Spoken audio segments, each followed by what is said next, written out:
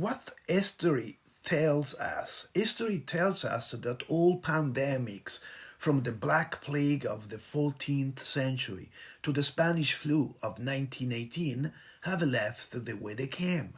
Hopefully, COVID-19 will do the same. Beside the unfortunate toll of death, the world is dealing with an economic crisis worse than the 1929 Great Depression. At least 150 countries will experience negative growth and millions of people will lose their jobs. But let's go back in time. During the outbreak of the syphilis at the turn of the 14th and 15th centuries, people frequently questioned the cause and origin of the disease. The Italians called it the French disease, stating that he was brought to Italy during the invasion of King Charles VIII, who claimed dynastic rights over the Kingdom of Naples. In turn, the French rejected the accusation and called it the sickness of Naples. In the same way, Christians called it an Oriental disease, and Asians consider it a Portuguese disease. The Portuguese called it a Spanish disease. The same thing is happening with COVID-19. And most of the online speculation suggests that the virus was the result of a lab experimentation evoking fear among society. The past has also taught us how to contain a global outbreak. In 1576, a doctor from Palermo, Giovanni Filippo Ingrassia, published a book entitled Del pestifero e contagioso morbo, in which he argued that any pestilence should be fought with gold, fire, and gallows. Gold was a reference to the stimulus funds necessary to support the economy. The fire was used to burn any contagion source, and gallows were used to punish those who did not obey isolation restrictions, which were necessary to prevent the spread of the plague. From history, we can learn many other things. We can learn, for example, that there are people who struggle during a crisis and others who exploit the situation.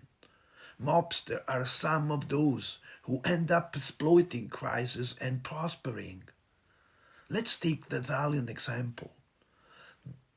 Organized crime, mafia and mafia-like criminal organizations always take advantage of social hardship and economic difficulties, especially during the cholera outbreak in Sicily in 1867, in Naples in 1887, as well as the 1908 earthquake in Reggio Calabria and Messina, the seism in Campania and Basilicata in 1980, and other natural disasters in Emilia-Romagna, Abruzzo, Umbria, and Marche. These all provide profitable opportunities for the Italian-based criminal organization, as they were able to get their hands on the stimulus and reconstruction funds. Drug money worth billions of dollars also helped some banks avoid bankruptcy during the financial crisis of 2008. This was the only liquid investment capital available to some banks on the brink of collapse. What is the current situation? Currently, COVID-19 is having a significant impact on the global economy and is influencing and shaping organized crime worldwide. Many countries have seen a decrease in crime like murders, extortion, prostitution, illegal betting, and human trafficking. With businesses closed, there are fewer places for organized crime to conduct business. Without live professional sports, there are no games to gamble on. Fewer counterfeit goods are coming in from China to sell. Moreover, drug producers are having trouble getting imports of chemicals from China. Thus, the price of illicit drugs has increased.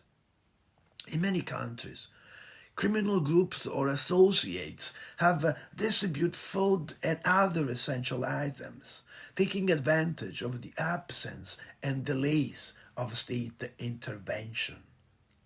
It's called mob welfare, a strategy to invest in consensus. Desperate people who today receive food parcels with will be grateful regardless of who gave it to them. Another risk is that of the financial doping. Many companies may fall into the hands of criminals, just as there is a high risk that criminals will find way to fraudulently apply for aid.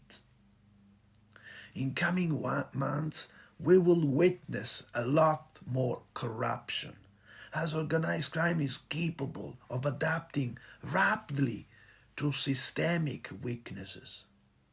How will mafia and mafia-like criminal organization come out of this experience? We have already had some indication of this. There has been an increase of COVID-19 related phishing scams, whereby cybercriminals have impersonated reliable sources of information, such as the World Health Organization, to spread malware or garner personal information, with an increase to 600% in cybercrime cases worldwide. More criminal opportunism will emerge as the crisis unfolds. As a mobster warned during a conversation intercepted a few years ago in Italy, there will be less and less need for people who know how to click a gun, but more people capable to click a keyboard. After COVID-19, mobsters will be more sophisticated, fiercer, and more creative. It is up to us to reduce their operating margins and fight them seamlessly. If COVID-19 hopefully will disappear by license, organized crime does not.